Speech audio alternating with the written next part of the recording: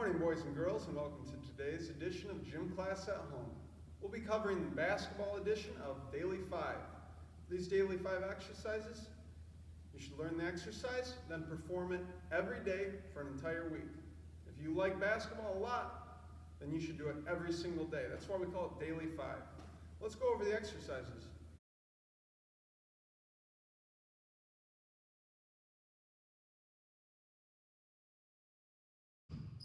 Our first exercise is cardiovascular endurance and object manipulation. It's zigzag dribbling. We're going to start by just crossing the ball over in front of you. The next in the progression is through the legs dribbling. It's important to change direction at each crossover. Then behind the back. Don't continue if it's too difficult. Stick with the same exercise until you master it or are close to mastering it. Messing up is okay, it's part of the learning process, but you don't want to move too fast where you're experiencing failure consistently.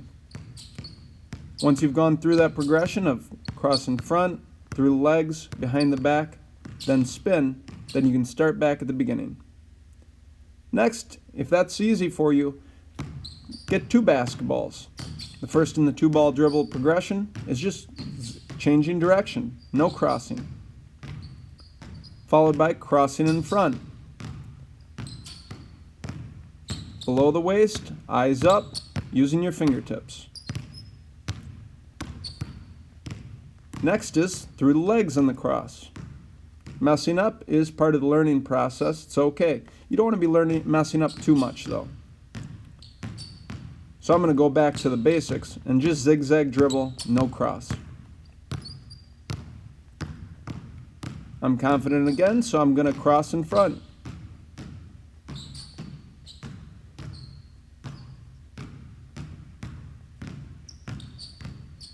Now I'm ready for the cross between the legs.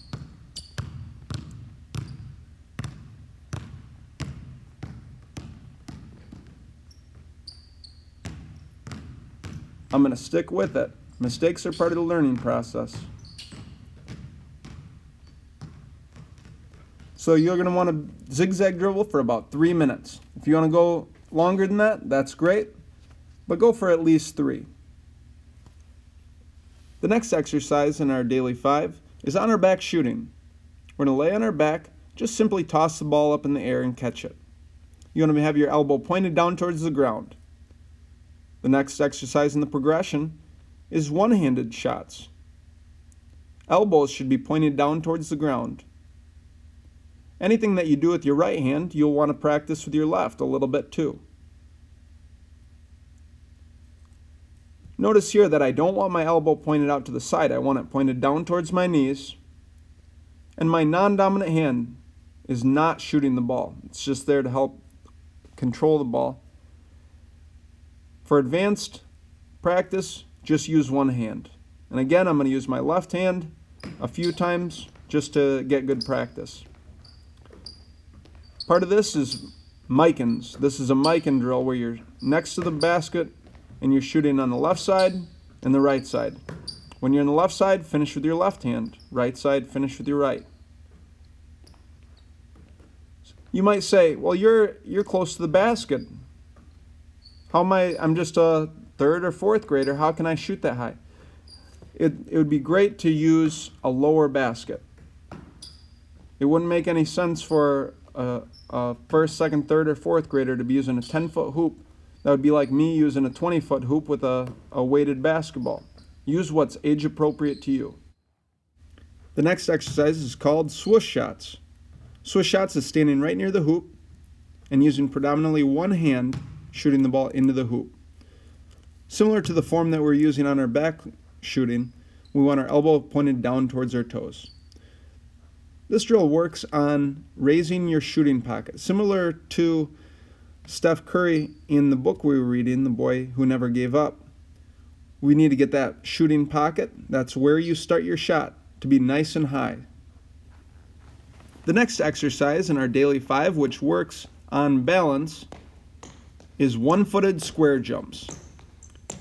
Make a square with anything.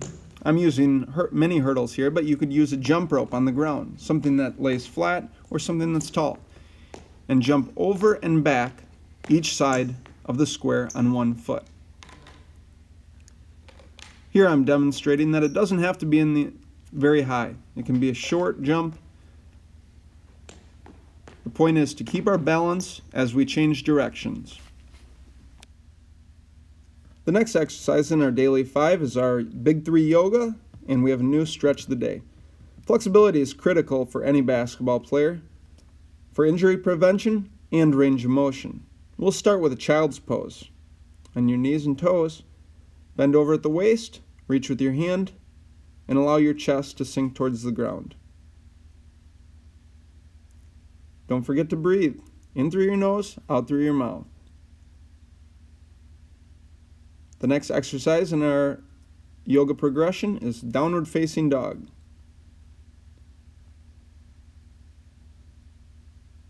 If you need to, you can bend your knees. We don't want too much pain in the hamstrings. It should be relaxing. For added challenge, lift your right leg in the air and straight back, then your left leg in the air and straight back.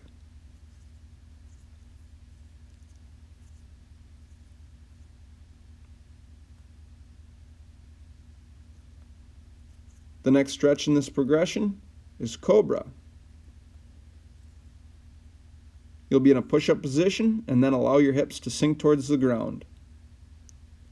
For added difficulty, twist your shoulders and hips to the left and to the right, then back to center. And our new stretch of the day is a deep squat.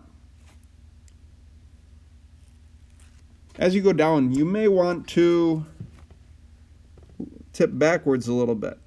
So to counterbalance, you can have your hands straight out in front of you. And remember to dig your big toe into the ground. Your heel should remain on the ground, but your weight should be on the outside of your feet. The next exercise in our daily 5 is called depth jump. We're going to stand on a chair or bench, step off, jump as high and as quickly as possible, and land as quietly as possible. We'll perform 5 of these. Then take a 30-second rest and do another 5. And that is our daily 5 for today. We call it daily 5 because it's to be done every single day. There's only 5 exercises. So you should be able to practice as little as 1 minute per exercise or as much as you want to. The point is to do them every single day. And that has been today's edition of Gym Class at Home. You kids are super important to me. I miss all of you. You're important to this school, and I can't wait to get back to gym class. Stay safe, moving, and having fun.